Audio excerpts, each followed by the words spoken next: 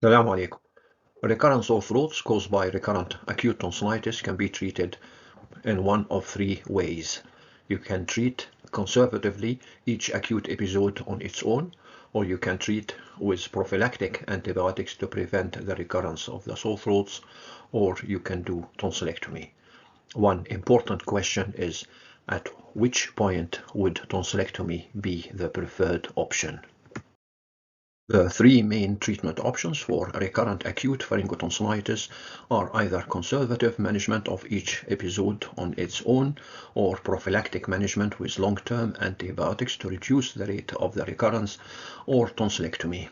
There are valid arguments and some evidence with and against each of the three main options, and in this lecture we shall try and examine these evidence in order to identify at which point would the balance be tilted in favor of tonsillectomy option.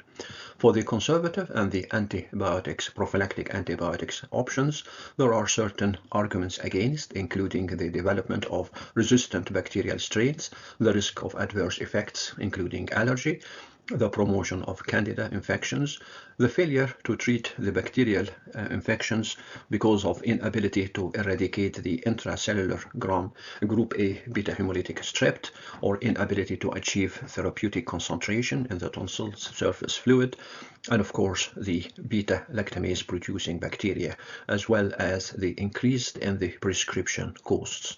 On the other hand, the arguments against tonsillectomy includes this is a painful procedure that requires on average about 2 weeks to recover completely to return to work or to school, and that there is a high incidence of post-operative hemorrhage, about 6.37%, and about a quarter of these post-operative hemorrhage would have to return back to theater to sort out the bleeding. There is also a small but significant mortality rate of 3 in every 10,000 cases, and there is an readmission rate to hospitals after the operation, mainly because of the hemorrhage, but also sometimes because of the pain in 12% of the cases. And of course, tonsillectomy does not prevent acute pharyngitis by inflammation of the pharyngeal other structures with bacteria or viral inflammation, and a spontaneous recovery may be expected in some patients who had the surgery. The break-even point, the economic break-even point for the cost of tonsillectomy versus the cost for conservative or antibiotic management is more than 2 years, including the cost of the treatment and the cost of being off work. It needs about 2 years, more than 2 years, for the tonsillectomy option to break even. Why do we face such a problem of recurrent pharyngotonsillitis? Inappropriate antibiotic therapy is one of the causes. Inadequate doses or duration of the treatment, such that you could get sometimes clinical cure but not bacteriological cure from the organisms that are residing deep in the tonsils. A patient can sometimes be non-compliant or non-concordant, and sometimes you can get reinfections from a nearby positive carrier.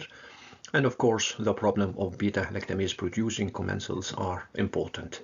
Attempts should be made to identify any carrier in the family with throat and nasal cultures and to treat such carriers. Plus, of course, you can treat with antibiotics with intramuscular injections rather than oral in order to avoid the problem of non-compliance, and you have to change all the toothbrushes of the whole family to prevent reinfections from a positive carrier.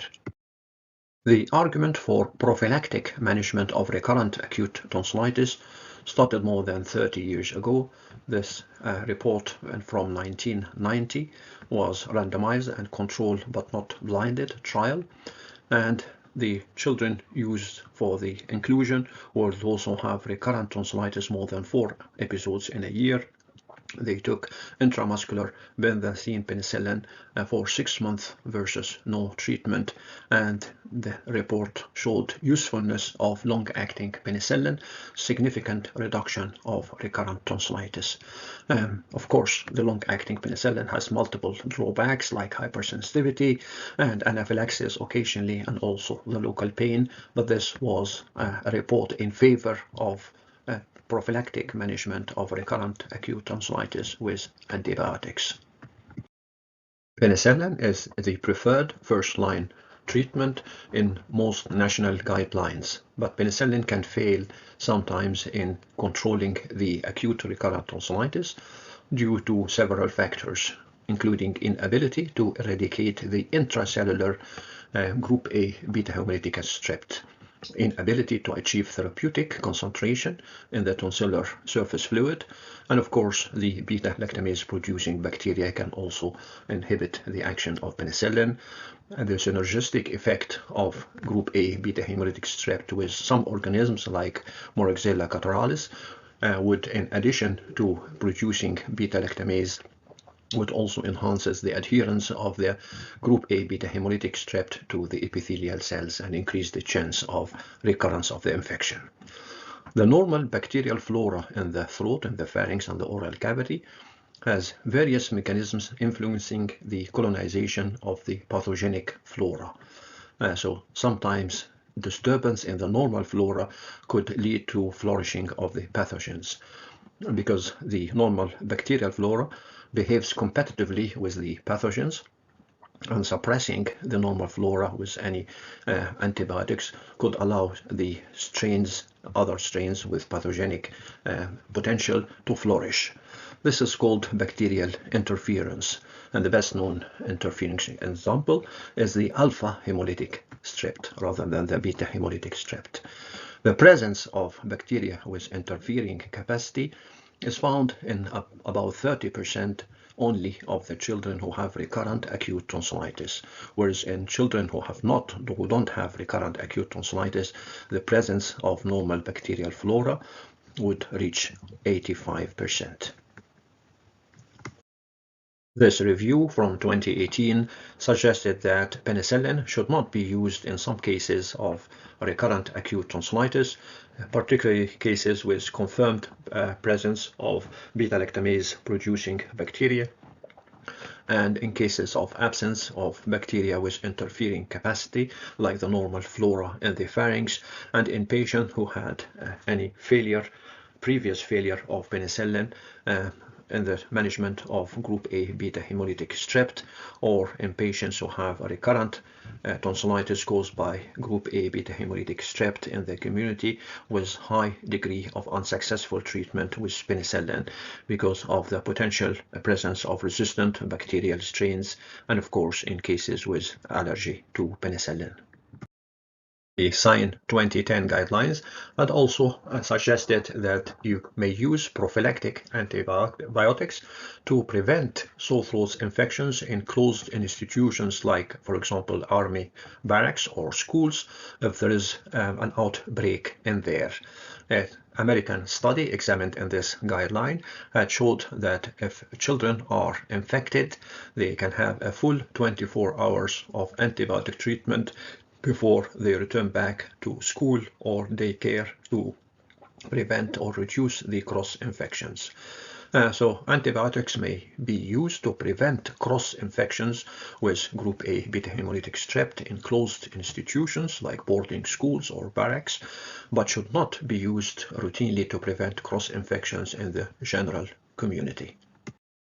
The SIGN 2010 guidelines noted the extremely low incidence of rheumatic fever in the UK, although some outbreaks could be seen even in the United States. The numbers are still extremely low in the Western societies, and their recommendation was that sore throats should not be treated with antibiotics specifically to prevent the development of rheumatic fever and acute glomerulonephritis, but of course that may not apply to other societies in which the incidence of rheumatic fever is higher than the Western communities.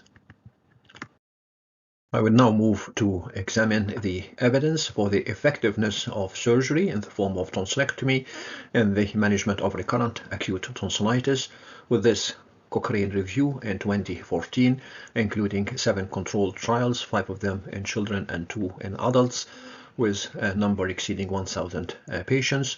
This showed that after 1 year of the operation, the children who had the surgery had plus 1 episodes of sore throats, 2 episodes of sore throat plus the episode of pain in the throat after the surgery, compared to 3.6 episodes in the control group.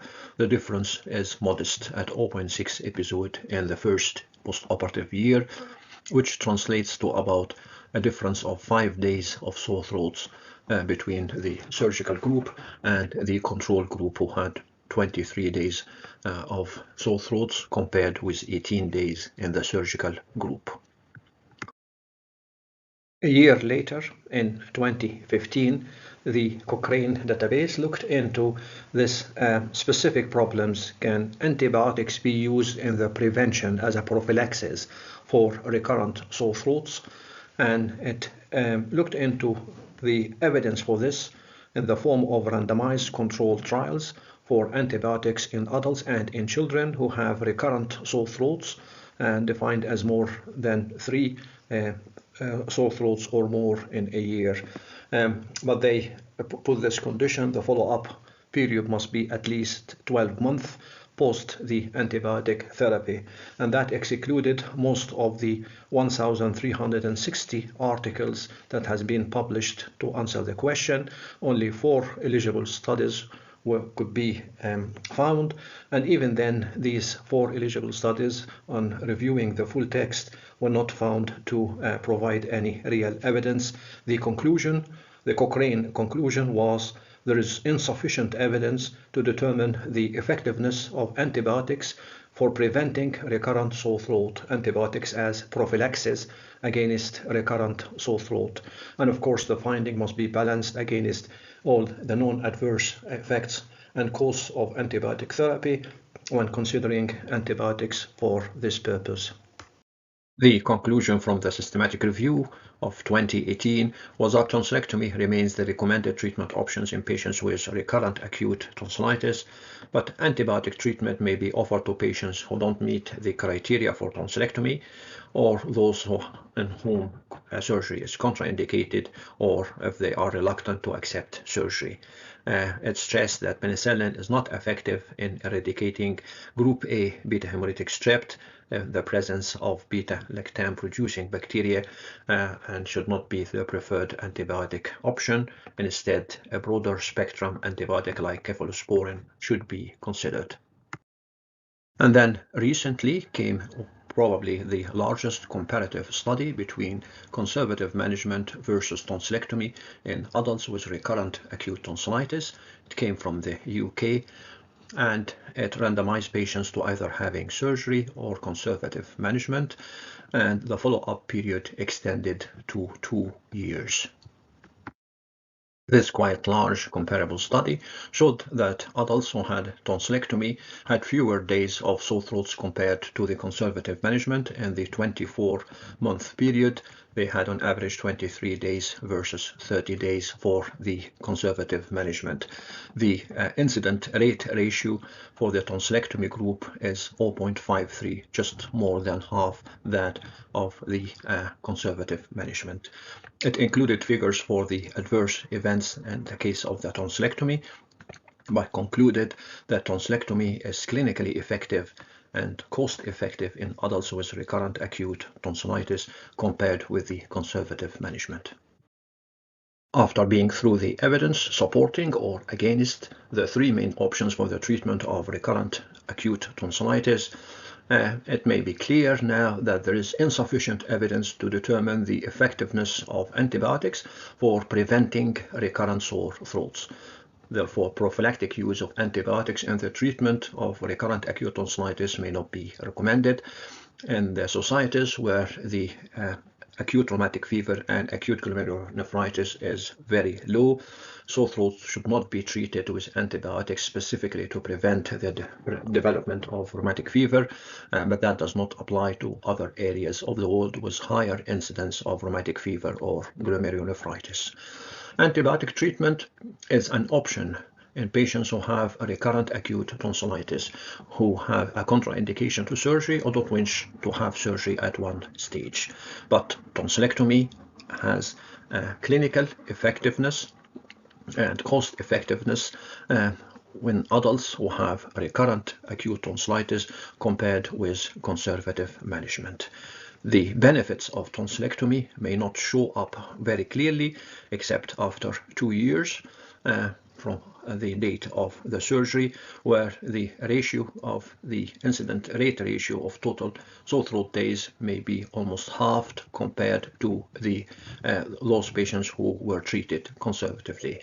Also, the economic benefit, the economic break-even point for tonsillectomy is a little bit more than 2 years.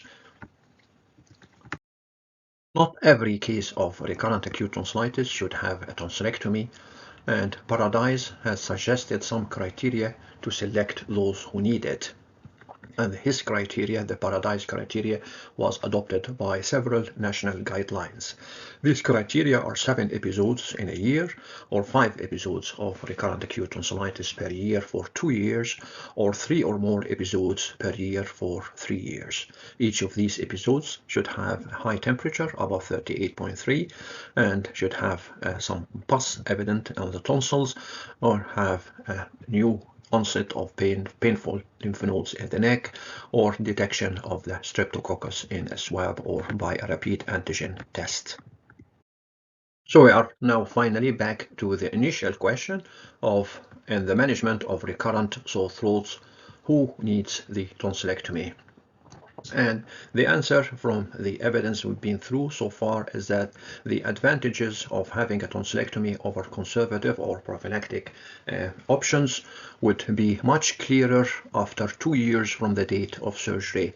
So the answer of the question may be this: if you have reasons to expect the patient to continue to have recurrent acute tonsillitis for the next 2 years, then tonsillectomy is certainly the better option. Now, we are good at identifying those patients who may not need surgery.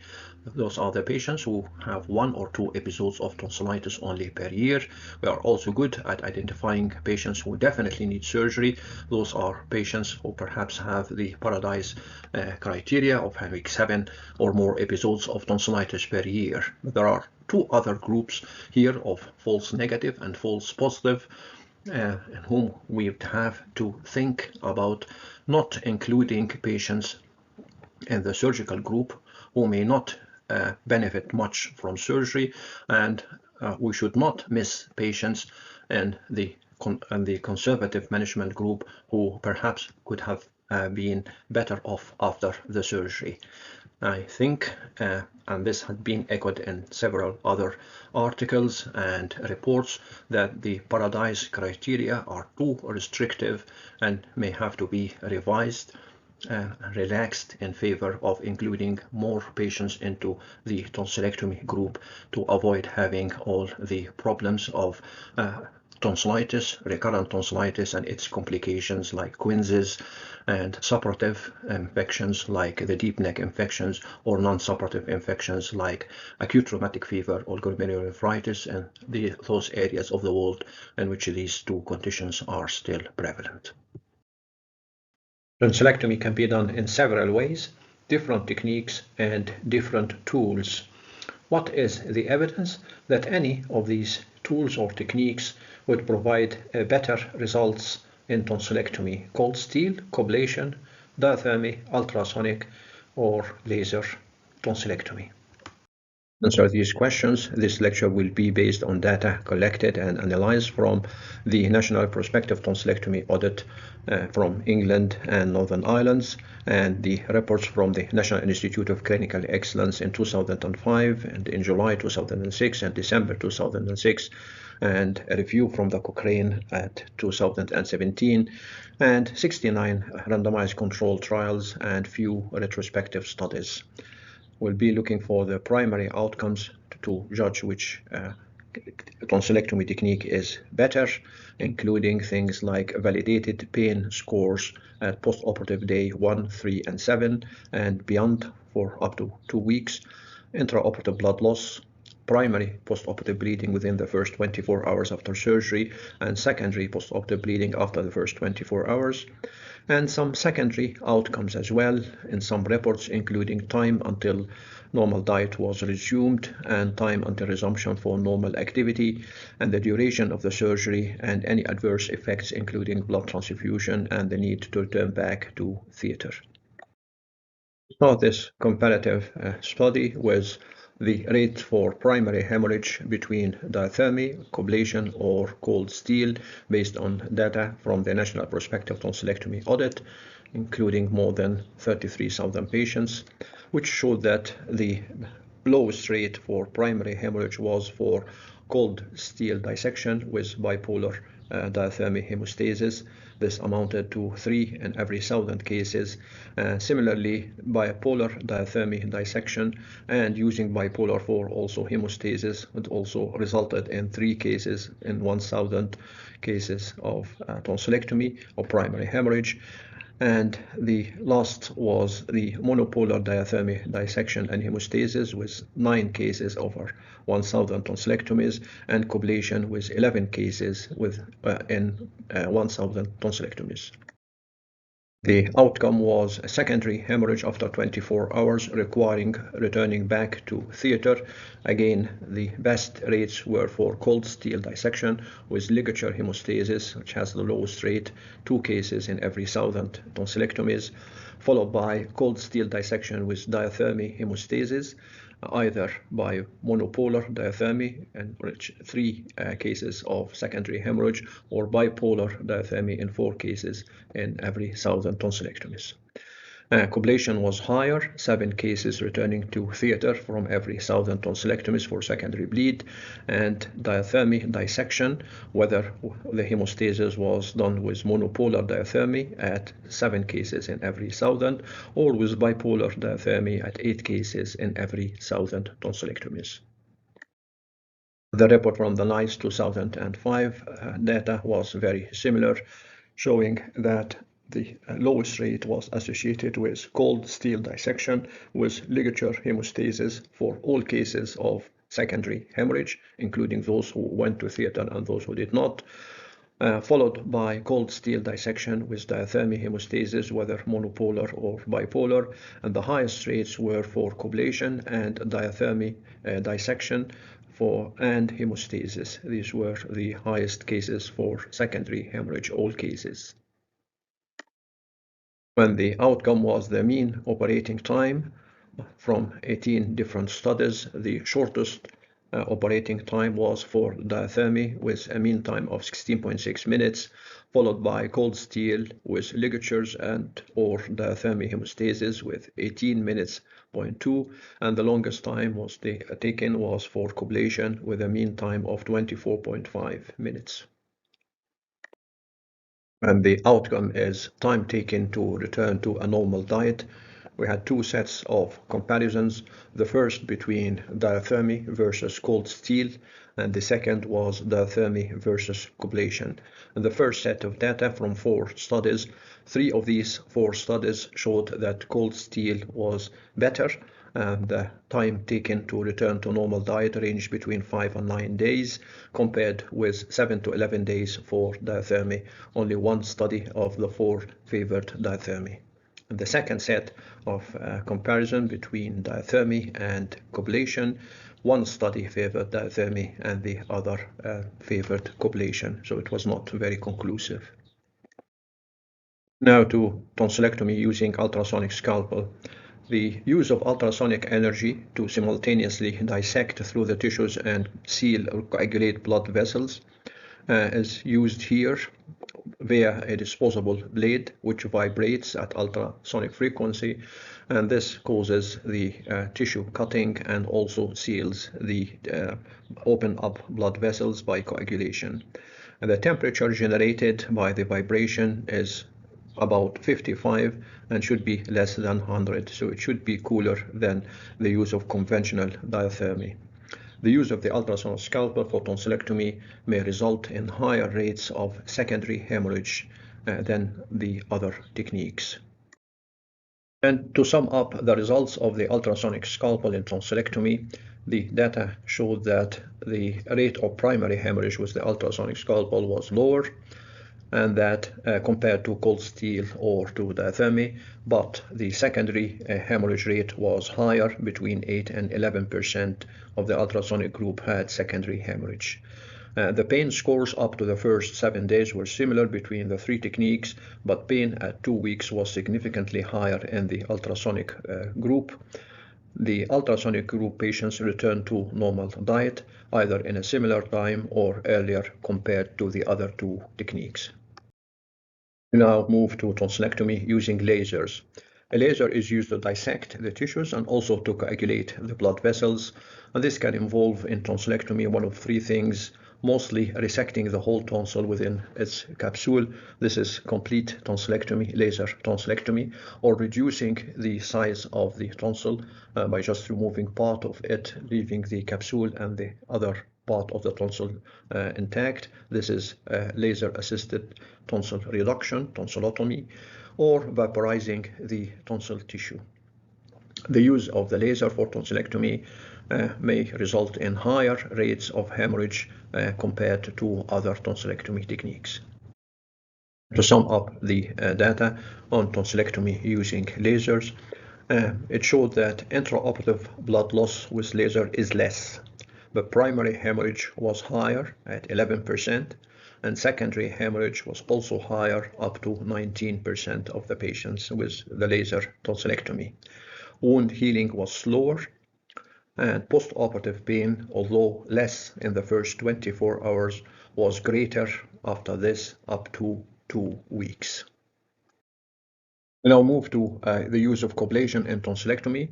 Coblation, which has been called cold ablation or high-frequency electrosurgery or radiofrequency ablation. The technique involved passing radiofrequency energy in a conductive medium such as a solution of sodium chloride, isotonic sodium chloride, for example. This results in a charge-carrying ions, and ionized ions that break organic molecular bonds at a much lower temperature than other forms of electrosurgery, the low temperature between 40 degrees and 70 degrees centigrade. And to do this, you use a coblation wand, which is basically a bipolar probe used for the dissection and also for coagulating the blood vessels. And finally, to sum up the results for the coblation tonsillectomy, the data supports that coblation technique may cause less pain on post-operative day number 1, although the difference between the coblation and the other techniques is small and may be clinically insignificant. And this continues at day 3, although the difference decreases further. But at day 7, they have similar rates of similar scores for pain. They have similar rates, the coblation and the other techniques, of primary bleeding, but an increased risk of secondary bleeding in the coblation group. For every 1,000 patients of tonsillectomies done with the coblation, you would expect 50 secondary hemorrhages, and compared to if 1,000 tonsillectomies were done with the other techniques like cold steel or diathermy, you would only get 36 secondary hemorrhage. The evidence supporting these findings is not very powerful. It's either low or very low because there is high degree of uncertainty about the results. Are the long-term effects of restricting tonsillectomy by implementation of clinical guidelines or policies designed to be restrictive in the numbers of admissions of patients for tonsillectomy? Over the last 20 years, several of these guidelines and policies were implemented, started in 1999 by the Scottish Intercollegiate Network Guidelines 34, and in 2004 it accelerated with the SIGN 117 guidelines, and it also accelerated further with the implementation of procedures of limited clinical value in 2001, when tonsillectomy was included in the list of procedures of limited clinical values. These landmarks had led to a changing of the face of tonsillitis, the age of presentation of patients from children to adulthood, the incidence of deep neck space infection, as well as we shall see now.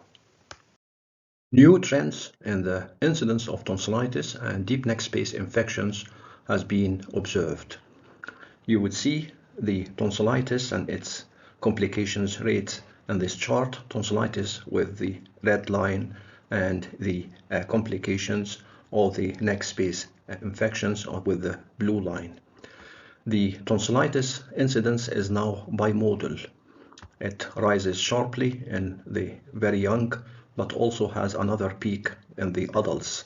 This could be accounted for by non-operative management at an earlier age.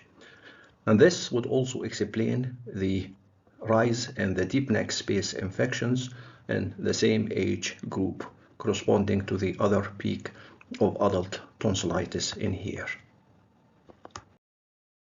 You would see in this chart the significant rise in hospital admissions for peritonsillar abscesses over the 20 years period from 1998 to 2017. You would see here the landmarks for the introduction of the sign guideline 34, the sign guideline 117, and the procedures of limited clinical value in 2011. And as you see, the chart has indicated a rise from almost 6,000 admissions to more than 10,000 admissions for peritonsillar abscess over the 20 years period. A peritonsillar abscess, a quinsy, can progress to a deep neck space infection and or mediastinitis in about 1.8% of the cases. The deep neck space infection on its turn can progress to mediastinitis in about 10% of the cases, and the mortality from mediastinitis, although variable, may be in excess of 30%. Peritonsillar abscesses after tonsillectomy are very uncommon. Systematic review suggests that there are as few as 11 reported cases of peritonsillar abscesses after tonsillectomy. Tonsillectomy appears to be a useful intervention with regard to preventing peritonsillar abscess. This chart would illustrate the much more significant rise in the incidence of deep neck space infections over the same period, over the same 20 years period. You would see the very significant rise in the mediastinitis, other neck space infection abscesses, retropharyngeal and parapharyngeal abscesses, and the collective deep neck space infection abscess infections, which have risen from just below 200 cases to just below 1,000 cases per year in a 20 years period. The effects of reducing tonsillectomies was a fourfold increase in the admissions for tonsillitis, 69% increase in the bed days for the same period. Admissions doubled for peritonsillar abscesses, increased 5 times for deep neck space infection excluding mediastinitis, and for mediastinitis alone it increased 10 times. Generally speaking, while the bed days have reduced for tonsillectomy, any gain in bed space has been offset by admission for tonsillitis and its complications. Analysis of the National Hospital episode statistics in the UK over a 20 years period since the sign guidance was introduced showed that the incidence of deep neck space infection has increased almost 5 times, mediastinitis 10 times, peritonsillar abscess by 1.7 folds, compared with the period just prior to the sign guidance. I would now move to the other side of the argument, again using very big data sets, starting with this report from Taiwan with a cohort of more than 100,000 patients, published in 2015. The retrospective cohort was comparing the incidence of deep neck space infections in 2 groups of patients, a group who had tonsillectomy, about 10,000, and a much larger group who did not, about 100,000. In the tonsillectomy group, they had 34 deep neck space infections in the 10,000 cases, accounting to about 0.34%. On the control group, there was 174 deep neck space infections. In the much larger cohort, almost 10 times, the percentage was much lower, almost half, at 0.17%. After correcting the two groups for demographics, the absolute risk of deep neck space infection was 1.7 times higher in patients who had tonsillectomy. This was a retrospective study, and you may wonder whether matching between the two groups was ideal or not. For example, patients in the tonsillectomy cohort should be expected to have a much higher chance of having recurrent tonsillitis. That's why they had the operation in the first instance compared with the control cohort. This may have predisposed them to a higher risk of future deep neck space infections. The other point was that most of the deep neck space infections were in adult patients below the age of 40, compared to pediatric patients who have much less higher rates of deep neck space infections. This may suggest that non-operative management of recurrent tonsillitis in childhood may predispose to deep neck space infections in adulthood. And then came a big data report from South Korea on 26,000 patients that suggests that the risk of retropharyngeal and parapharyngeal abscesses in adults increases after tonsillectomy in adults, but not in children. Kim et al. Had compared the rate of deep neck space infections in patients who had had tonsillectomy, more than 5,000 patients, with those who did not, about 21,000 patients. Those who had surgery for suspected or confirmed malignancy were excluded from the analysis, and patients who had had previous deep neck space infections were also excluded. Then he tried to match the patients for demographic data, including the frequency of prior upper respiratory tract infections. The mean was just more than 5 episodes of infections in a year. And now, even after adjusting for the rate of recurrent infections between the operative and the non-operative groups, the hazard ratio for developing deep neck space infection after tonsillectomy was 1.87 in adults and adolescents, and this was highly significant. But in children, this was insignificant. The time between developing deep neck space infection and having the operation was about 4 years or so, 53 months. Patients were not subdivided by indication of surgery for recurrent tonsillitis or obstructive sleep apnea like the Wang et al. Study. The large data sets from Taiwan and Korea demonstrated an increased risk of deep neck space infections after tonsillectomy if the patient had more than 5 previous episodes of tonsillitis.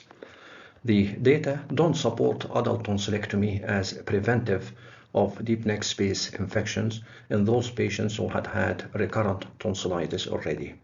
But it suggests that the pediatric tonsillectomy for recurrent tonsillitis has no increased risk of deep neck space infection.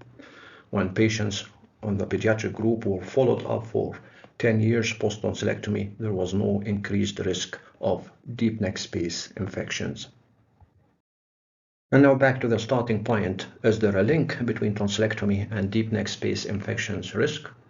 And if there is it a cause and effect relationship or just an association?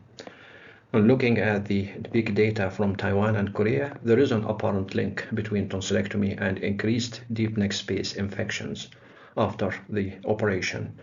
But is it the tonsillectomy operation, or rather the reasons why the tonsillectomy was performed in the first instance, that is to say, the recurrent infections that caused the patient to have the surgery? On the other hand, in the UK, the establishing of increased number of deep neck space infections after restricting tonsillectomy cannot be definitively attributed to the restriction.